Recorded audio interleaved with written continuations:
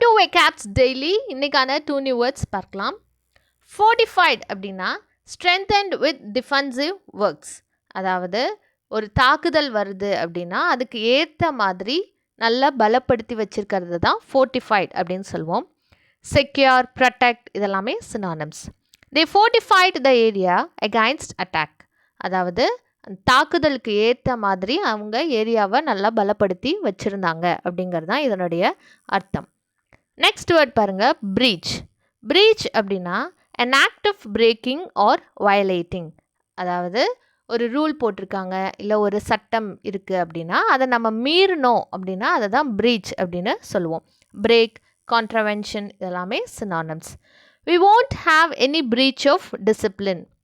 அதாவது எந்த ஒழுங்குமுறை மீறலும் எங்களிடம் கிடையாது அப்படிங்கிறது தான் இதனுடைய அர்த்தம். ப்ரீச் அப்படின்னா ஒரு விஷயத்தை மீறி செயல்படுறது.